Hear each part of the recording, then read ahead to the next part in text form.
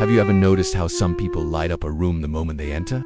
How they seem to carry sunshine in their pockets, distributing warmth to everyone they meet? How they remember your coffee order, ask about your sick mother, laugh at jokes that aren't funny just to make the teller feel good? You know these people. Maybe you are one of them. They're the ones everyone calls when life gets heavy. The friend who always picks up at 2 a.m. The co-worker who volunteers before anyone asks. The family member who smooths over every awkward silence, who carries conversation like it's their job, who makes sure everyone else is comfortable even when they're falling apart inside. Being everyone's favorite person feels like love. It feels like mattering. It feels like proof that you're good, that you're worthy, that you're doing life right. But here is what nobody tells you being everyone.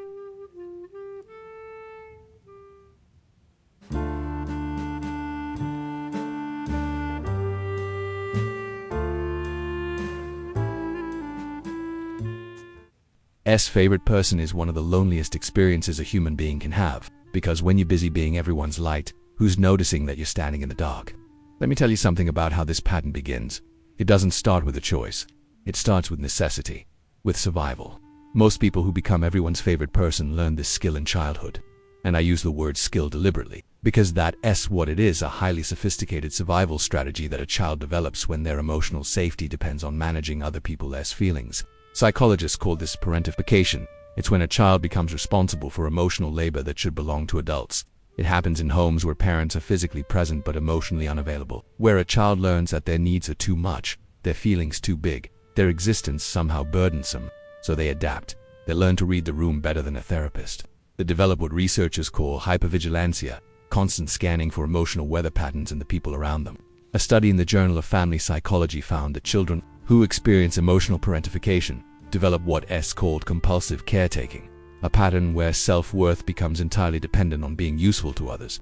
These children, and the adults they become, literally cannot rest unless someone needs them. Their nervous system learned that safety equals usefulness, that love must be earned through service, that the only way to avoid abandonment is to become indispensable. Think about what this does to a developing brain. Mirror neurons, the parts of our brain responsible for empathy and social connection, go into overdrive. The child becomes exquisitely attuned to other people's emotions, often understanding what someone needs before that person knows it themselves. It's a superpower born from trauma, a gift wrapped in a wound. But here's where it gets complicated. This pattern doesn't feel like trauma. It feels like virtue, like goodness, like who you are at your core. You learn that your pain should be quiet, that your struggles should be private, that asking for help is weakness, but offering it is strength. You internalize a belief so deep it becomes your operating system. I am only lovable when I am giving, and so you give, and give, and give, and give, and give. Now, let's talk about what this looks like in adult life. Because being everyone's favorite person isn't just a personality trait, it's a prison you've built from praise. You might find yourself in relationships where you do all the emotional heavy lifting, where you're the therapist, the cheerleader, the problem solver, while your own struggles remain unspoken. You might notice that people trauma dump on you, constantly sharing their darkest moments while barely asking how you're redoing. Not because they don't care, but because you've trained them that you don't need anything, that you're the strong one, the capable one, the one who has it all together. You might struggle to accept compliments that aren't about what you do for others.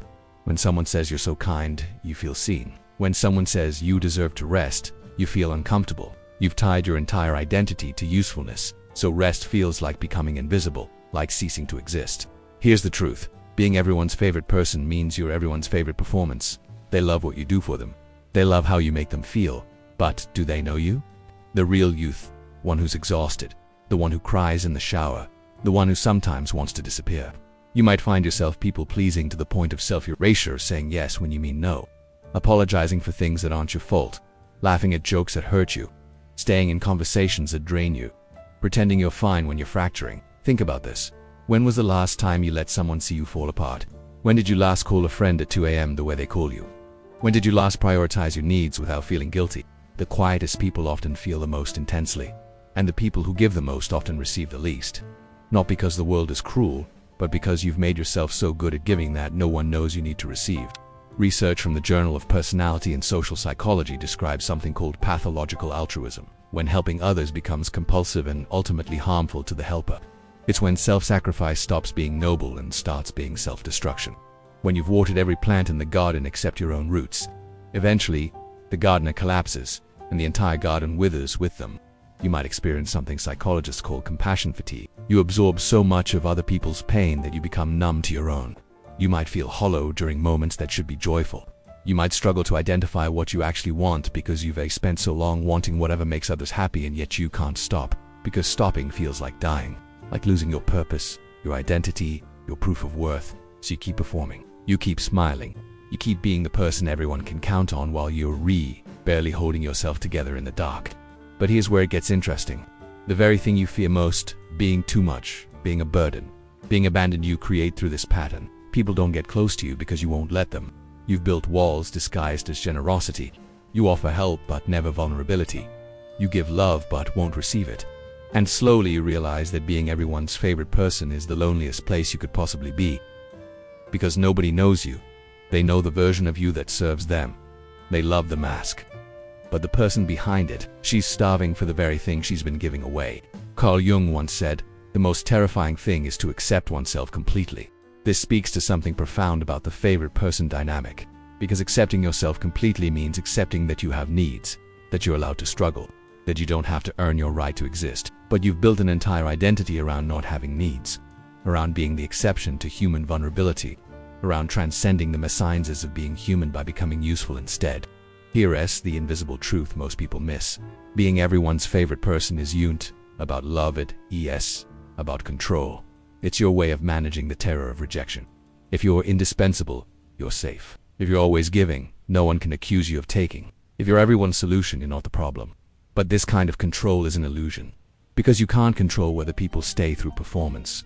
Real connection happens in vulnerability, not perfection. In weakness, not strength. In being honest about your mess, not hiding it behind a smile. Jung also spoke about the shadow, the parts of ourselves we reject and repress. For the favorite person, the shadow isn't rage or cruelty, it's need. It's the part of you that wants to be held, to be cared for, to collapse into someone else's strength. You've made that part of yourself invisible because somewhere along the way, you learned it was dangerous to need anything. Think about the paradox. You give others permission to be human, messy, needy, struggling while denying yourself that same humanity. You love others for their vulnerability while believing yours makes you unlovable. This is the cage, not the one others put you in, but the one you built yourself. And the key to the cage isn't becoming less caring, it's becoming honest. About what it costs you, about what you're really afraid of, about who you are when you stop performing. So where does healing begin? Not with a list, not with steps, but with a single, terrifying act: witnessing yourself. Healing begins when you start seeing your own exhaustion with the same compassion you extend to everyone else. When you stop treating your needs as inconveniences and start treating them as information. When you realize that being loved for who you are, not what you do, is actually possible, but only if you're willing to show who you are. You can choose differently, not all at once, not perfectly, but gradually. You can choose to say, "I'm not okay" when someone asks how you are. You can choose to let someone else solve their own problem.